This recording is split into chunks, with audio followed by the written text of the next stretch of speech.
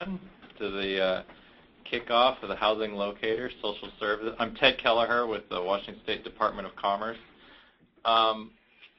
We were just talking before the meeting here. This system is fulfilling so many regulatory requirements, practical considerations, coordination we're wanting to improve. So I won't attempt to summarize everything it'll do in one fell swoop, but this is part of the larger process of getting it kicked off, and we'll talk about what that means. The launch date at this point is March 31st. This meeting was not an attempt to be a perfect meeting where we get all the exact right people and we make all the final decisions and get it all nailed down. This is meant to be a kickoff meeting. We'll be recording this session for people who aren't able to attend. There'll be follow-up sessions. There'll be formation of some governance.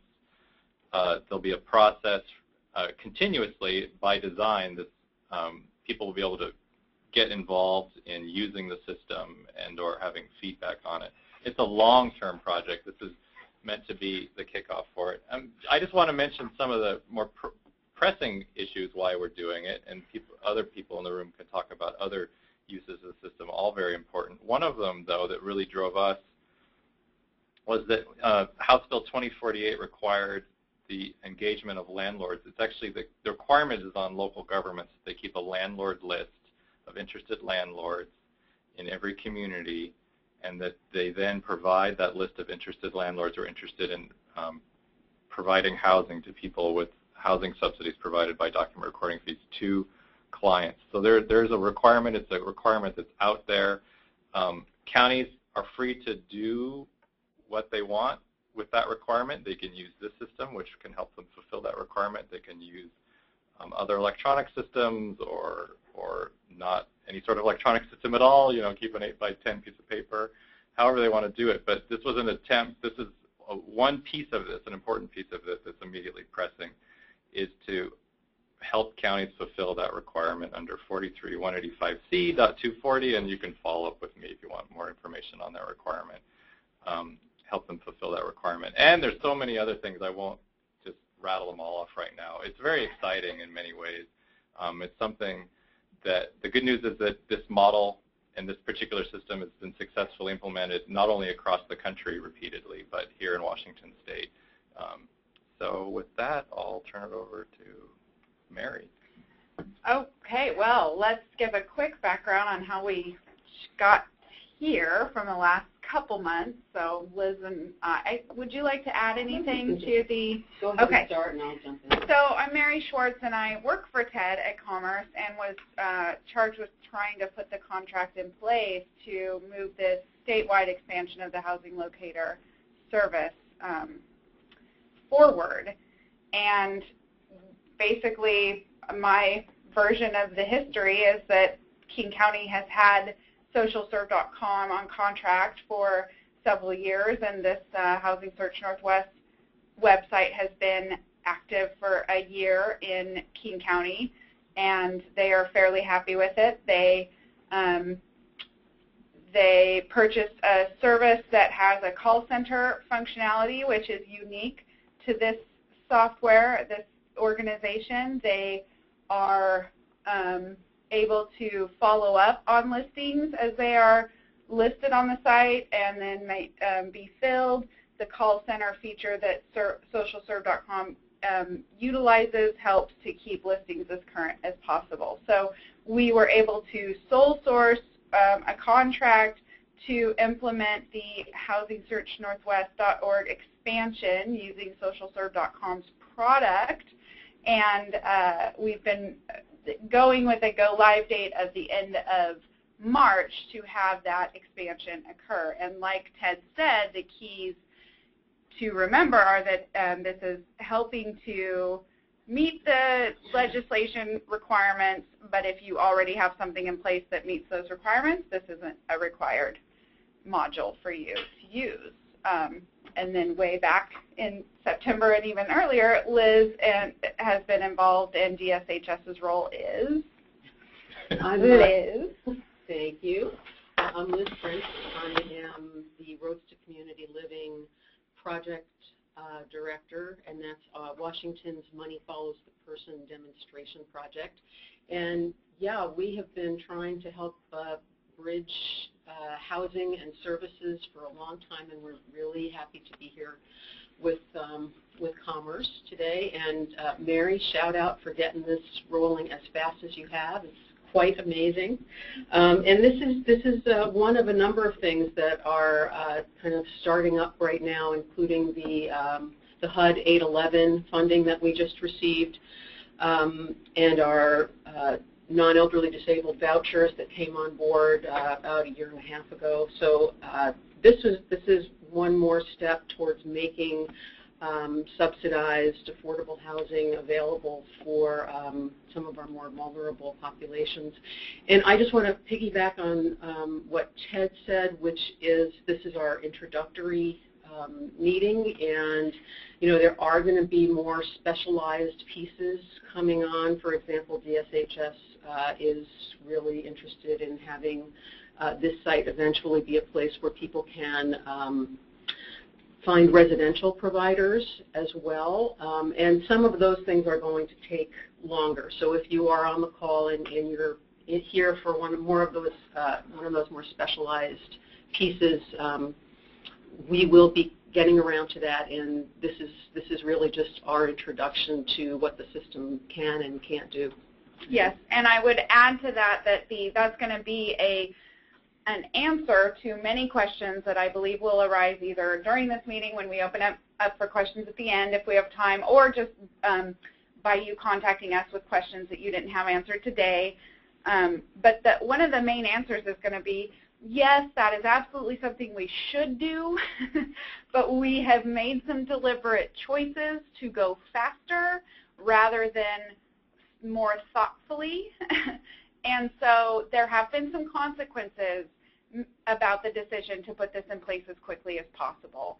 And we know those, and we welcome your feedback about what may be missing or needs to be thought about more when the time comes. But basically, I want to frame everybody on the call to what the point of today and the next 6 weeks can be and hopefully will be. Today's call is to give you an overview of the software and have you hear from Nina Miller, who is our socialserve.com representative. She'll show you HousingSearchNorthwest.org, and we'll talk about what the next 6 weeks look like in terms of adding units across the state to the system so that we have a fully implemented statewide affordable housing locator service that goes live towards the end of March, beginning of April. We'll also end the call with some sort of next steps around how you get to be either a really integral part of, advisory group kind of participation and how that plays out over the next however long, and then also just what are the opportunities to kind of just watch this occur, because you're not really going to participate, but you want to be advised when things are changing or rolling out. So we'll kind of try and think about what the next steps are there for your continued involvement. The people that will be doing a lot of work between now and the go-live date will be those that have the units that low-income persons could be placed into across the state. This is a call to action to get you on board, or the people you work with on board, to listing your units in this service and working with socialserve.com to make sure everything looks good in 6 weeks' time or so. So that's the point of today. And then once we know we have a really good database worth of data that is going to be useful for people looking for affordable housing in any community that's going to use this system, then we roll it out and we market it well, and we make sure that the people that need to have access to it know about it, and all of that is coming soon. And then after that, we figure out how it can be more targeted to specific needs in every area, enhancements, the kinds of things that are going to be really, really useful, the customized kind of features of any kind of system like this that will be useful for all of us. So with that, I'm going to hand it over to Nina Miller. I did want to say that we'll be keeping track of the questions and answering questions at the end of the call. So if you're on the webinar and you want to go to your webinar toolbar on the left-hand side of your screen and type in any questions for us as it goes along. We probably won't break Nina up too much because she's on a tight time frame to get her information out to you, but we will go through questions at the end as we have time and answer whatever we can. So Nina, take it away. I believe you can just start speaking, but if you can't, I will do something. No, I can speak. I don't have the screen. Oh, there you go. Okay. Now let me know when you can see my screen, and I'll take it away. You're great. We can see you. Okay. Wonderful. All right. Well, thank you, everyone, for taking the time to learn about this new resource this afternoon. I am with socialserve.com, as Mary mentioned. We are the agency that has built the Housing Search Northwest resource, and we provide multiple levels of support to this service ongoing. We are a not-for-profit organization, and we're currently in our 13th year of service. And I want to give a very brief background on who we are so that you can all understand how we fit into this puzzle. We started this organization in my boss's basement, right up the street from my house. He was a caseworker working with transitionally homeless families and at-risk youth. And this was during a time when our city was experiencing an economic boom. We're in Charlotte, North Carolina, and Bank of America moved in, and all of our go-to affordable housing options, those of us that worked in the affordable housing arena, were experiencing high levels of stress as these housing units were being renovated and, reconstructed into high-end units and lost. And so we had to get really creative about ways to build lists, just like this whole idea of maintaining this interested list of property providers to have units available for people seeking affordable housing. And my boss was very, very good at keeping housing information. He recorded details about available units in our community. He not only the rent and the location, but he also recorded details like amenities, distance to features like shopping and hospitals and other local entities, school districts, information about accessibility features. So he kept a very, very detailed list. And not only did he record detailed information, but he also established relationships with the property providers, the landlords and property managers of these units, so that he could keep in constant communication with them and maintain the accuracy of that listing in terms of availability. So he was literally communicating with them on a regular basis and removing listings and adding them as needed. And so this list became a very highly sought after resource, as you can imagine, so many years ago. And so that was how this all started. And we then built it into a web model. And the benefit of using the web for a tool like this is that it can be updated real time. So the information can be fresh if we have the supports in place to make that happen.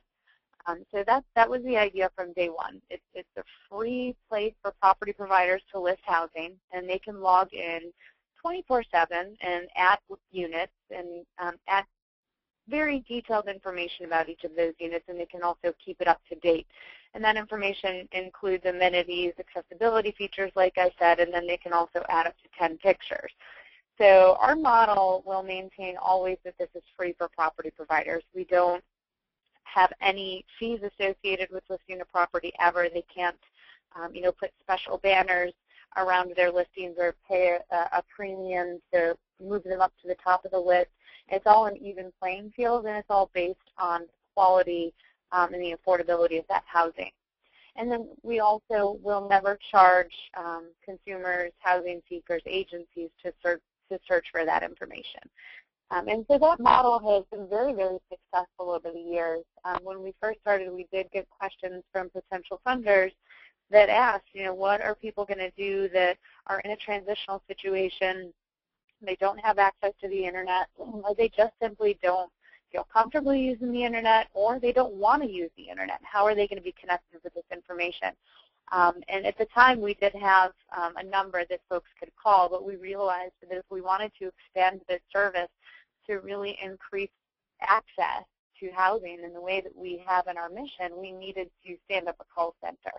And so we did that. And now we have a call center with over 70 people in it, a bilingual call center, and they're here 55 hours a week, 11 hours Monday through Friday.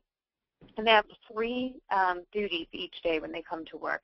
The primary function of the call center, and it is accessed through a toll-free number, and we also have connection to relay services.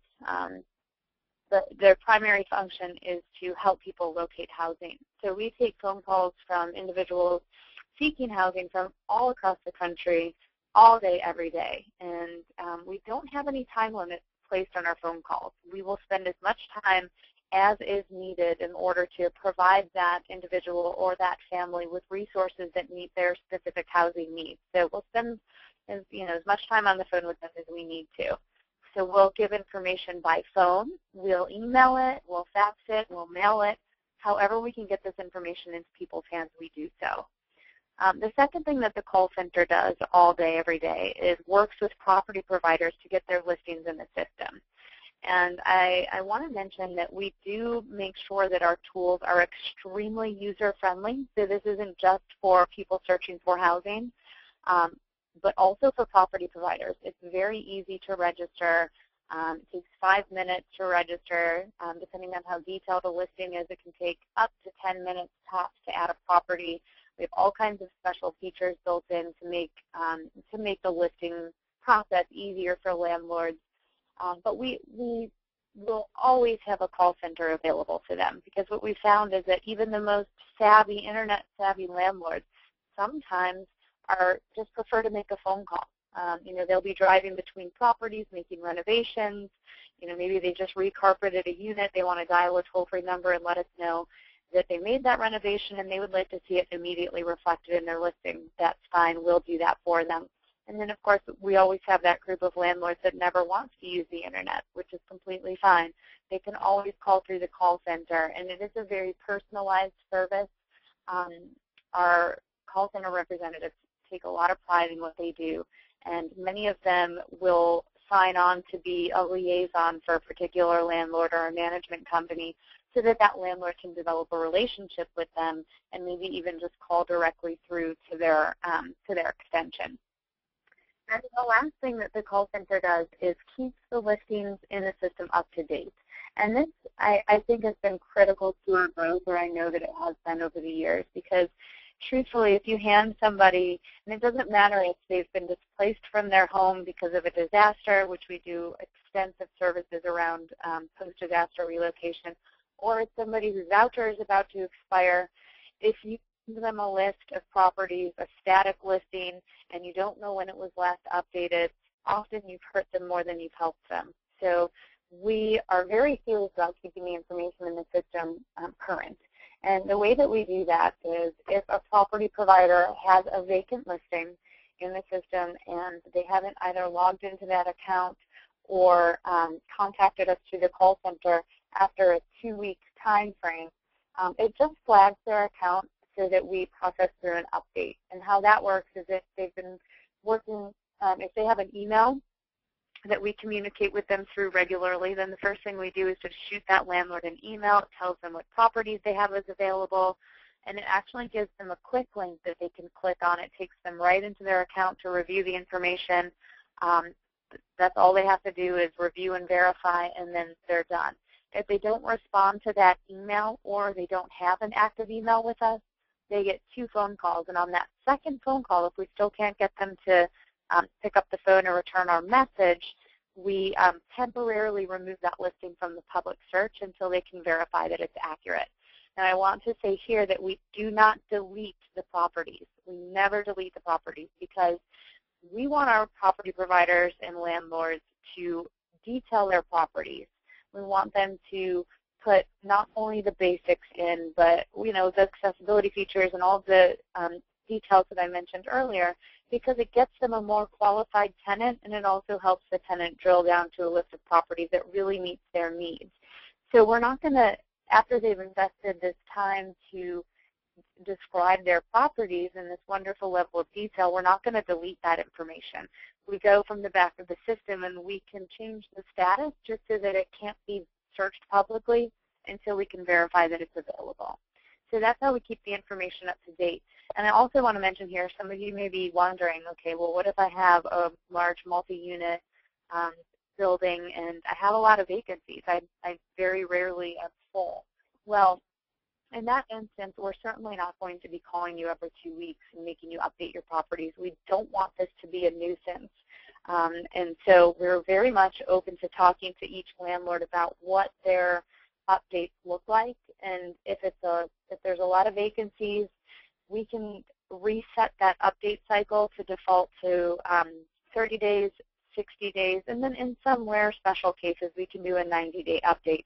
But we do want to, usually monthly is what we're looking for, because sometimes there's rent specials or some of the units have changed. Maybe the one with the balcony is available now, whereas the one that didn't have a balcony was available before. So we'd like to, as much as possible, have that accurate information available. So that's how we keep the information in the system up to date. And it's just a great way to collaborate with different agencies in the local communities, because so many agencies have the need for current housing lists, and it can help save these agencies resources from having to maintain those lists internally, because we're doing it and we're doing it with so much care. And we have flexible linkage and listing services built into the tool so that lists can be printed from different agencies and distributed. And so we will work with each community and each agency that is interested in utilizing this tool to make sure that it's working optimally for them. So beyond the call center, we have a few other departments that are actively supporting this tool, and one of them is our outreach department, and they will help as we expand this resource out. Mary mentioned that we're going to talk about the next 2 phases for building out the resource.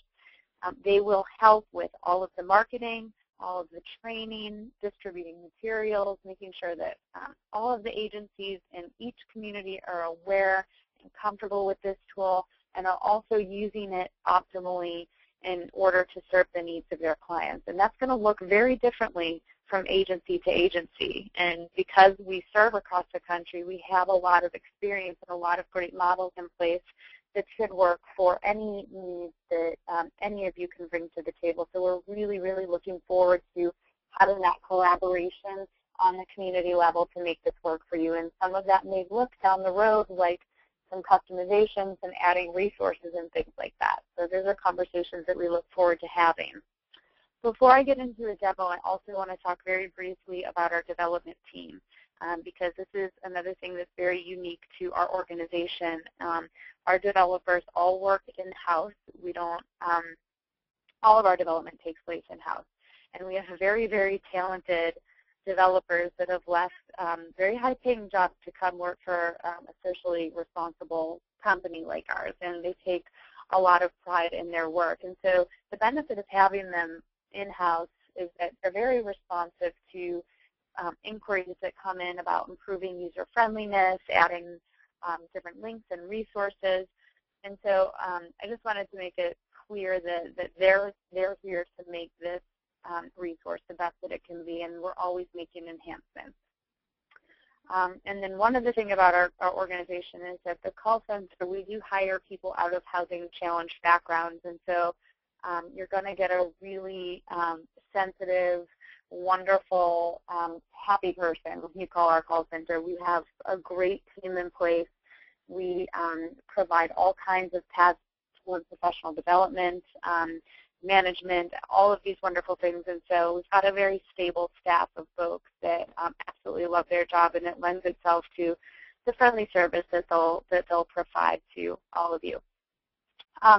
Now I'm going to do a very brief demo of the service, and you can see that I'm on the home page. And before I start clicking around, I want to mention that the website is, you're not going to see a lot of flashy graphics and things going on because we do code within the strictest requirements for full accessibility. So 888-508 compliance.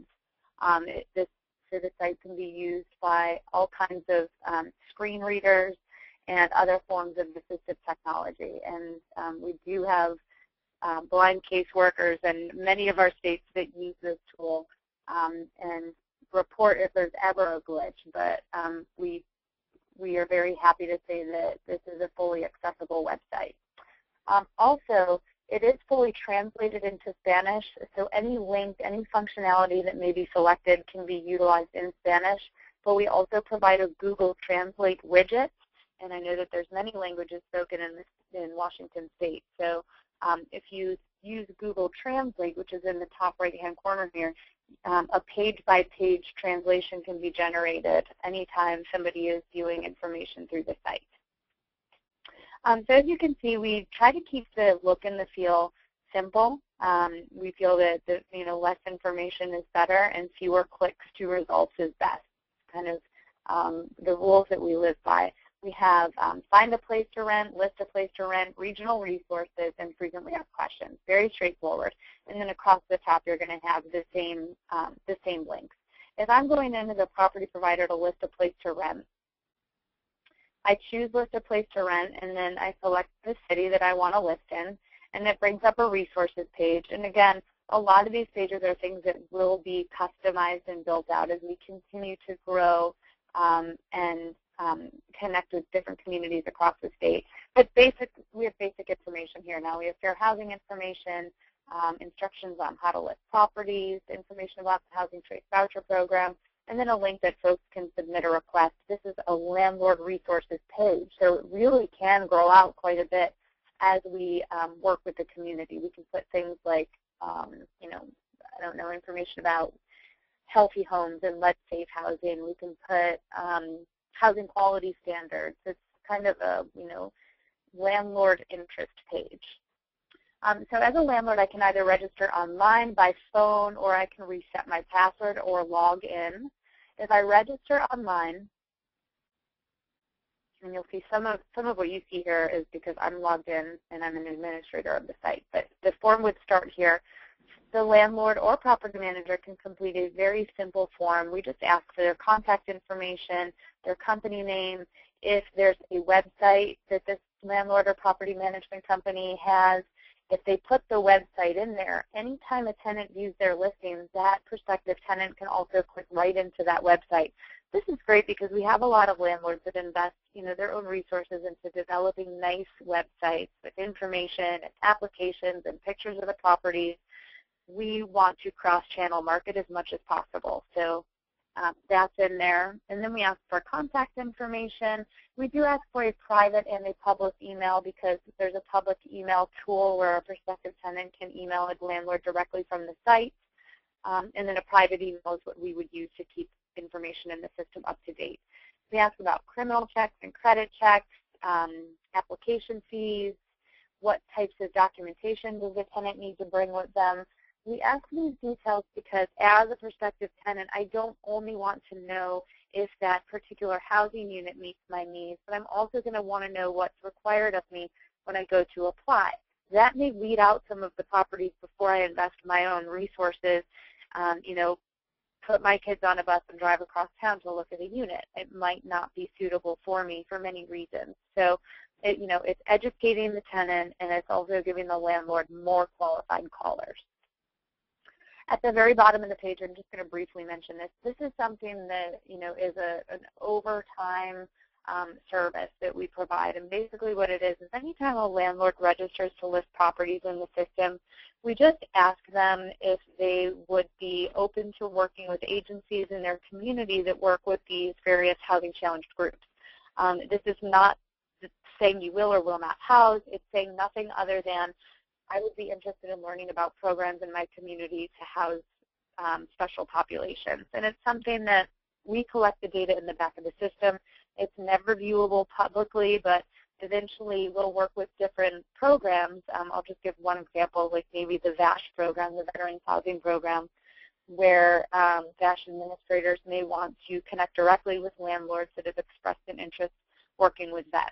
So it's always password protected. It's only for housing counselors and caseworkers that go through our confidentiality training and sign a user agreement because, often these are landlords that just simply have an interest in learning more, it doesn't mean that their housing unit is going to be suitable for a particular client. So that's something that we'll launch down the road.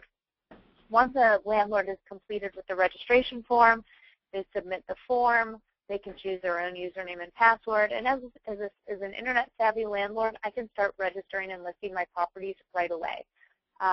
Even if it's 2 in the morning, I'm free to go ahead and do that. If the landlord prefers to wait on a phone call from our call center, if they happen to register within business hours, they'll get a call right away from somebody in our call center. If they register right away, list their properties, they're still going to get a call from somebody in our call center within a few days, just as a courtesy. So even if I'm a landlord and I list my properties without waiting on a call center call, I'll still get a call a few days later, because we want each landlord to know that the call center is there, available to them, and that this is a human-supported, not just a web-based tool. When I log into an account as a landlord, and I just pulled one up, this is what our landlord account looks like. And again, a lot of these links are because I'm logged in. But what I can do is I can update my user information at any time and all of my company requirements. I can see all of the properties that I have listed and make changes to them at any time. I can add different contacts. There's a help tab here with all different kinds of instructions on how to list properties and optimize listings. I can see any updates that we add. I mentioned that we add different updates to the site all the time, and I can reset my password. And then if I look down here, these are all of this particular property provider's listings. I can view them just as rented or just available. And then I can go in and edit any of the information on any of my properties very quickly and easily. So this is a little menu that you would have for a particular property. You can edit information. You can mark it as rented.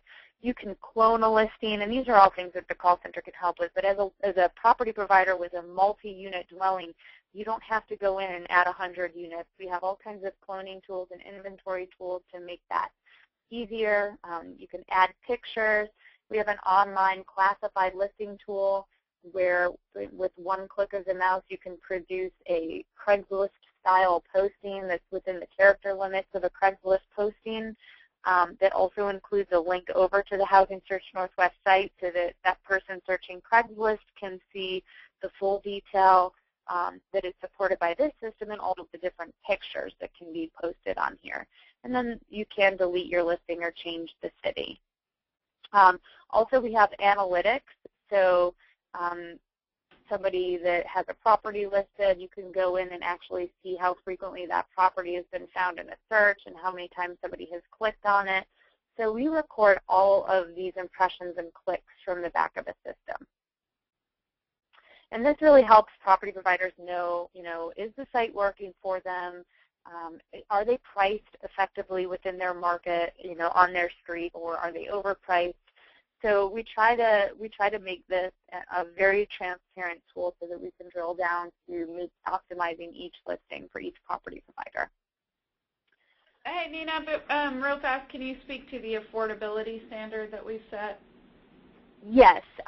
Currently, the site cutoff is 155% of HUD's FMR for each different county. So really, that means you have your fair market rental rate, so 55% on top of that can still be accommodated by this site. And that was chosen in King County. It's something also Mary and I have discussed exploring down the road once we get the site up and running. So it really does capture a very large portion of the rental market. You might not see a high-end vacation rental on this site at this point, but the good thing about this site is that, and I'm going to get into the tenant tools now, is that we make it so that an individual and a family can help figure out what they can afford based on their income, because affordability is different for everybody, and then find a unit that falls within that range. So if I click on Find a Place to Rent, did I do well enough with that, Mary? Yes, thank you. Okay. So if I click on Find a Place to Rent, and again, we're going to talk about how the next 6 weeks is going to be an aggressive outreach to property providers across the state so that we can get a critical mass of listings in the system before we activate the search for the balance of the state. So once we do that, you'll see different counties and cities popping up on this page. But right now, we have the King County. You can search either all of King County or you can search for a specific city within the county. And it will look just like this as we populate the rest of the county. So if I click on Search All Cities in King County, I find a search page here. And I have it on the left-hand side of the screen, I have my search tool, which I'll go over in a minute. And on the right-hand side, I want to briefly show you all of the resources that we have available here for searchers. So first of all, we have a quick link to all of the assisted living facilities. We know that that's a popular search, and it's easier for the folks that are looking for those types of properties to be able to have that quick link. We also have, these are kind of ad hoc things that we put up. We have a scam alert for renters and a foreclosure alert. These are things that we've posted based on things that we hear through our call center from folks across the country. And if we get complaints from something on a regular basis, and we usually do a training in the call center and put some sort of alert up on the website, and we did find, especially over the last 4 years or so, every now and again a property management company will pop up that is not real. They'll collect security deposits and then they'll disappear into thin air. So little things like that. We put a little bit of an alert up about that. Don't give a security deposit until official documentation is signed, things like that. And we do have oversight and control over all of the data in the system. So when we get complaints like that, if it's a property in our system, it gets deleted right away. And we notify the company and resolve the issue. But so we put scam alerts up and foreclosure alerts. We also have helpful tools. So if somebody's looking for a property, but they don't necessarily know what they can afford, maybe they've been living outside their means and they really want to zero in on something that's within their affordability, we have a little calculator here. They click calculate, and they can put the number of people in their family, and then their total family income, and that can be hourly, weekly, annually, whatever's suitable for that particular situation, and then how many bedrooms they're looking for. And when you click calculate MFI, what it does is it pulls up their gross annual income, tells them where they fall in terms of median family income for the county, and then it also tells them what 30% of their gross monthly income is. And that's, the number they say you should not exceed for your rental expenses. Of course, that should include utilities and, other amenities. So that's all noted in a footnote down here. But then you have a live link that takes that person over to a list of properties that falls within what they can afford each month. That's either available or on a waiting list. So that's really neat. People love that tool. It's used a lot. We track that, the hits on that page from the back of the system. It's a very popular resource. Other tools and resources that we have on the search page are a list of common moving costs, a moving cost calculator, a rental checklist, and this is really neat. I'll show you very quickly. This is what folks can bring with them when they're going to look at a property. We have everything on the page has a printer, on the site has a printer-friendly version where it gets rid of all the fancy graphics and it grayscales the listing. But this rental form can be printed out and taken out to look at various properties so that individual can remember all the various details for each of the properties that they looked at, and they can even record their overall impression of the unit. And then lastly, we have a budget worksheet on this page that is just a spreadsheet that folks can use to track their monthly expenditures. And then we have a quick email link to send this out to family members or colleagues. On the left-hand side of the screen, you will notice that we have our search page. We have our basic search, which is what people search for most frequently. And so we have, do you have a voucher? What types of, how many bedrooms are you looking for? What rent range? What zip codes do you prefer? And how far to public transportation? Just recently, we've added smoking policies. We have found an overwhelmingly large number of people looking for smoke-free housing. So we just went ahead and put that on the basic search. If you click over to the advanced search, you will see that the search grows. It gets a little bit more refined. So you can search by distance to shopping and hospitals.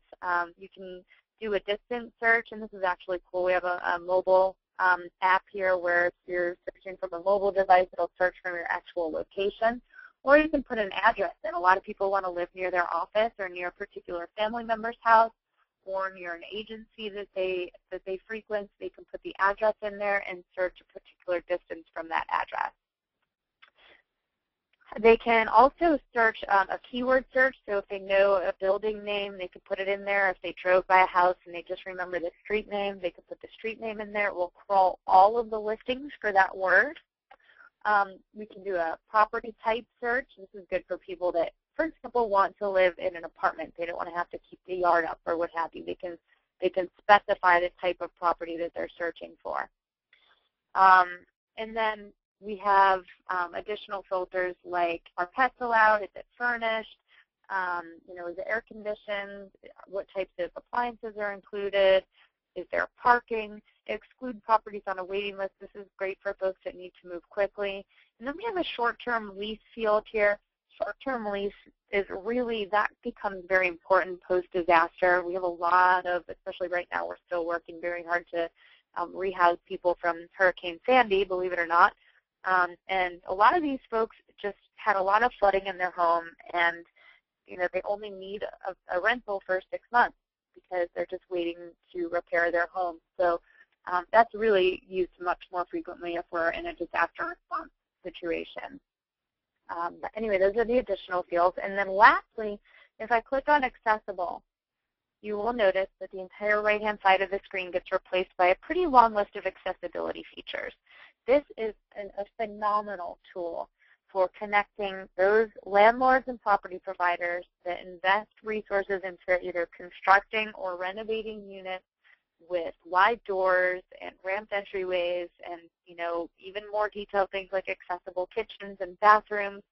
Those are really, very much needed resources. And to connect with folks that actually need those accessibility features is the whole point of providing that type of housing. And so this is a great bridge for those two groups. People that build those types of properties and renovate properties to have accessibility features want them to be occupied by people that need those features. And so we do a lot of targeted marketing both to accessible housing providers and developers and to agencies, centers for independent living, things like that, to make sure that these folks are able to locate the housing that they need. I'm just going to do, because I know we're running out of time and I want to leave time for questions, I'm going to do a very quick search. I encourage you all to play around with this, on your own time if you want to see some of the other filters and things like that.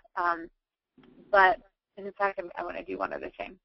I'm going to go ahead and check that I have a voucher because I know some of you represent housing authorities, and we work with a lot of housing authorities. So I'm just going to check that I do have a voucher to show you how that changes my search results a little bit. So if I click what I'm looking for, click to search, it brings up my results. So my search found 85 properties. This is what we call the quick list page. Okay, it's a very basic results list of what matches my criteria. And this is, like I said, it provides the address, the landlord's contact information, the property type, the status. Is it available? It's either going to be available or on a waiting list if it's found through the system. You'll never find a rented unit through the search here. And then I can look at it on the map. The data available column also has some icons, and those are defined up above. So if there's a camera, it means there's pictures. The E means the landlord speaks Spanish.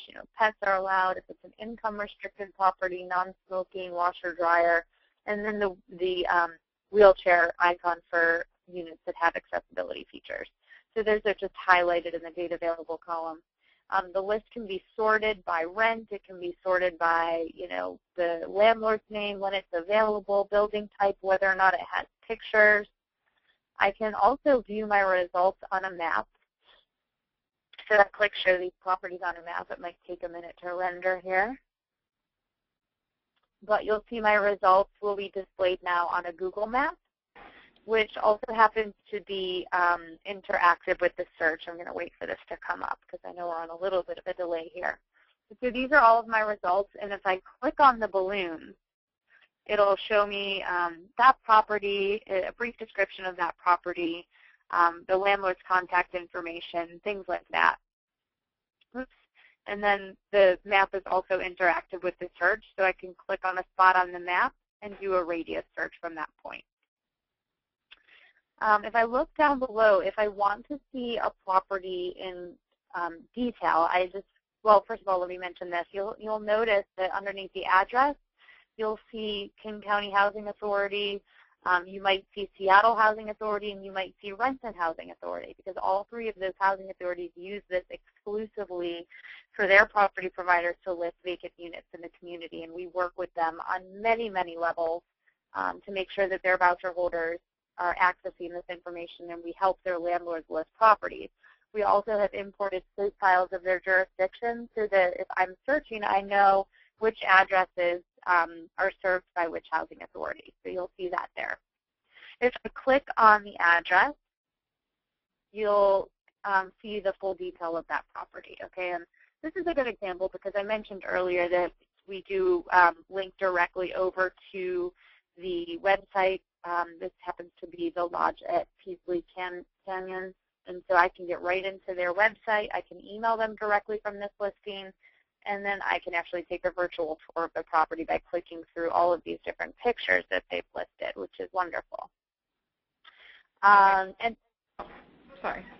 That's okay. Should I wrap up? Yeah, so I'm thinking, so we've got 10 minutes left, and we really want to talk about what's next. Yeah, so I'm pretty much done. You got me within 36 seconds, so go ahead. Well, just a few quick questions that have been asked while you've been talking. So we talked about the official definition of affordable housing. There were several questions about being higher on the Google searches, so we can address that more towards the end after we cover some other stuff. And then one question was how to search for landlords that mark that they are willing to work with special needs populations. What was the question about that? How to search for landlords that mark. How to search for. Okay, so that is something that we will roll out in a coordinated fashion down the road. Once we've built up a lot of listings, we'll run a report so we can see which populations have a lot of property providers, and then also kind of look at programs in the communities that have a need to house different groups. And so we do it really strategically. We'll kind of look at those two things. What do we have in the system, and how does that match up with the housing needs in different communities? And then we have to do trainings with the caseworkers and get them to sign user agreements. But it's a password-protected login function. So, and somebody, Jenna in King County uses it or kind of manages that service for the King County folks, and has.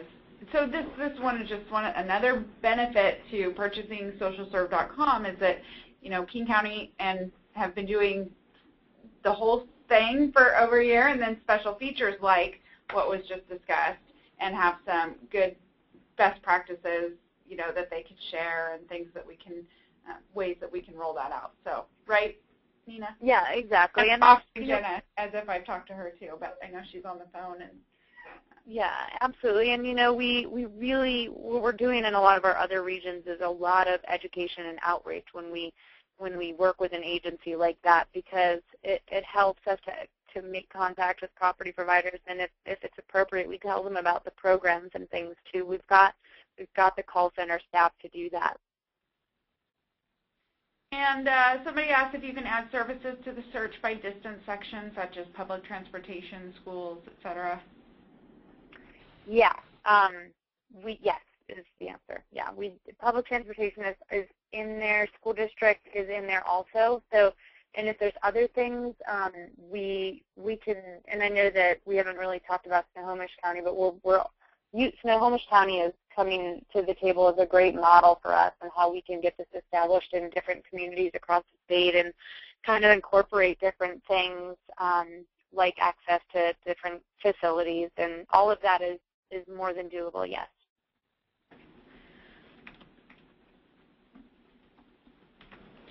Does socialserve.com have a promotional flyer already crafted for Housing Search Northwest.org? And the answer is yes. What about Kitsap County? What about any of your counties? So I think we're ready to move into, if you're interested in using this and want to use it, then the next steps are to be somebody in that community that either has a list of landlords, property managers that you work with and can provide information about this site to those people, and also probably a contact list to socialserve.com to provide follow-up calls if listings aren't occurring in a timely fashion in order to roll it out with complete information in 6 weeks' time. If you're somebody who is a landlord or a property owner, I believe log in and start adding your units is the call to action that you are going to undertake. So we've got either coordinators of property owners and landlords who are going to help in the communication of this site as the tool to list your properties, to create those lists of interested landlords, or you're an actual property owner and landlord.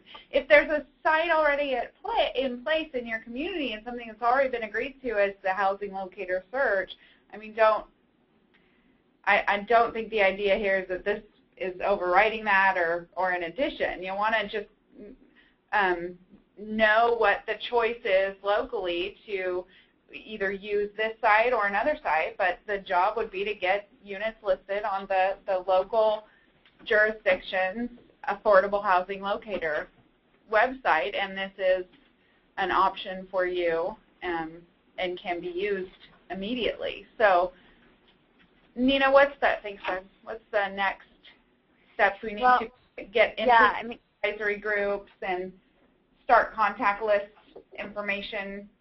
Yeah, I think, you know, I cannot stress enough how critical it is for us to have those connections so that we can get information out into property providers' hands. And yes, we have all of the materials developed that can be customized. Verbiage can be adjusted to fit different communication vehicles that you may all have in place already. But we're really going to be pushing hard to get information out to property providers. And Mary mentioned in the follow-up that our call center can provide. It's never any mailing, email blast, newsletter, any communication that goes out to a property provider about this service. If we can get their contact information, we will provide a follow-up phone call to that communication to offer them assistance with getting their information in the system. We do not use the information for any other purpose other than to help them get their information into the system. And it's a much nicer introduction for that landlord or property manager. They get the mailing, they read about it, and then they get a phone call, and it's really effective. And so if we want to be turning the site on at the end of March, we're really looking for folks to come to the table to help get information out to large numbers of landlords. So 2 things. Do you want to speak real briefly about the Google search thing? And then Mark from Snohomish is on the phone, and I'd be happy to put him on so everybody can hear him to just speak about how Snohomish County has already taken on and moved kind of steps ahead of where most people would be at with this and can provide some specific information about how to get rolling. And then we need to, I'll probably send out to the same group of people that got this webinar email a call to, be part of different sets of advisory groups or something. I'm not quite sure how that's going to, I don't know. I've got to think with Liz and Ted and Nina on what the next mass email is going to say. Probably just to reiterate how people can start getting the information. And probably we'll share right away the marketing materials that Nina was talking about, ways that you can print stuff off locally and start communicating to your property managers and owners to get sites listed. So Google search, briefly. Did somebody ask a specific question about it? Why doesn't housing the search engine. Okay, gotcha. Top of the so, list. And I wish that I had our communications director on the call because she can speak to this much better than I can. But some of it has to do with it. Just takes a while to move up the search results, and the site is, in terms of the world of Google, so relatively new. We have done a lot of work with changing the page tags and page titles and image tags and all of that in order to optimize those results. and we're still working on it, but some of it has to do with the way that Google sees our service, because it's a tool that is reworked for different regions. And so we're actually right now working with Google to have them see our site differently than they're seeing it. And so that's going to be a little bit of a process, but we feel like we have a really good connection there. And I'm sorry, my background is social work, and I can't speak to this as well as Beth can. So if anybody is specifically asking about that and they want to talk with her directly so that she can make much more sense of that, I would be happy to connect you with Beth. She's our communications director, and she's working on this and working on that communication with Google. This is Ted Keller. I know a couple other things. You know, to the extent that a county chooses to use this as their way of getting landlords to express their interest and then having the interested landlord list, if they put this link on their website, to the extent that this site is linked to by other reputable sites, it'll improve its search. Not to mention the fact you can send people to the local housing site they're already visiting, and they won't have to Google search it in the first place. Absolutely. I'm really glad you said that, because part of this whole process of ramping the site up will be asking all of you to link to the site from your website if appropriate. We have all different shapes and sizes of logo web buttons that can be placed on your website, because that's true. The more it's linked to, it says thumbs up. And Commerce can do that sooner than later, and so can everyone else. Okay, I'm going to unmute Mark, and he can jump in. And if anybody wants to stay on the call, we're at our hour mark. I have to get to another meeting, but we can leave the webinar live. And Mark, actually, as Snohomish County representative, and Nina can probably answer specific questions about how to actually, you know, what best practices rolling this out locally. Or Liz, I imagine you could stay for another couple minutes and answer any questions. Somebody did ask just now, though, the site accessibility for blind, visually impaired. Nina? Yes. Okay, sorry. They're asking if it is accessible? Yes. Yes, it's fully 508 AAA compliant. Oh, okay. Okay, Mark? Yeah. Hi. Hi. So you want me to talk just very briefly about Snohomish County? Yeah, just local implementation of Housing Search Northwest. Okay. Well, I've been working on this for a couple of months, and our approach to it in Snohomish County has been, I've done a couple of presentations up here to affordable housing providers and also service providers, and been collecting names and contact info, and also reaching out to providers to give me their leasing agents and their property management companies, and reaching out to them. And we are having our meeting next week, Tuesday, and the specific purpose is to craft our marketing plan and get those landlords to start working with socialserve.org so that our pages can be ready to go as part of the state's rollout at the end of March.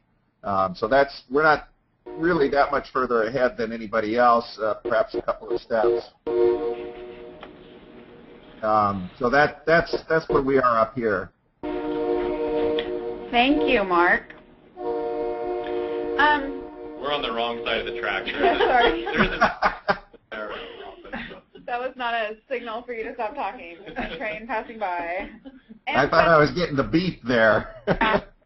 So I would suggest, so the last question here, and then we're going to end the call. How do I find out if there is someone in my county working on this? And I would guess that your first stop would be to either the county person, or it may be a nonprofit, depending on what county you're in, but the person that is charged, the entity that is charged with distributing local homeless document recording fees, and is contracted with Commerce to expend state homeless document recording fee. The Consolidated Homeless Grant. Consolidated Homeless Recipient. Grant recipient in your community. They should at least sort of know where to go or be aware or become aware. I mean, we'll be the first to say that this is the beginning and maybe not everyone's exactly on the right page, but the legal requirement is that counties have some mechanism for tracking interested landlords and then distributing that information, and that ultimately will involve the Consolidated Homeless Grant Coordinator. So they'll either know about this is the way they're doing it, or we're not going to do this, we have this other way of doing it, whatever. Yep, and if you want to know who that is, then you can go to the Commerce's website, to the CHG page of our homeless programs, and get a list, right, of CHG grantees locally. Pretty sure it's there. And I think I saw a question on there about whether housing authorities get charged to use this site, and I believe the answer, the answer is no. No one gets charged. I mean, we get charged. It's nothing's free in this world, but it's a very competitively priced. I'm happy to talk about that offline with anyone. It's, I think, a good deal for everyone. We originally thought, because it's ultimately a county responsibility, that maybe counties should pay their own way, but it's just in terms of contract management and how relatively inexpensive it was. That's why the state decided to take it on, because it'd be far more efficient and cheaper for the state to do it one contract, one procurement, as opposed to everyone trying to do their own.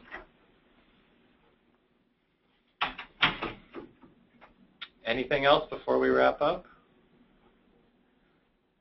So it begins, again, this is the kickoff, and we've done different sorts of IT implementations over time, and there's different models. And the good news with this one is that there's a proven model, and we're going quickly with the idea that we'll iterate and get it right over time, get some early wins, get some early victories, not perfection on day one. So we look forward to working with you, to getting feedback and help on making it better and getting this going. So if there's nothing else,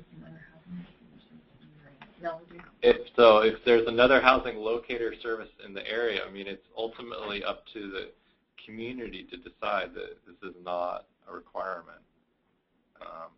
Now there's things that will come down the line that we can talk about later that have to do with specific funding sources. There might be some requirements around those, but in terms of connected to the RCW 43-185C240, the state is not dictating that you use this.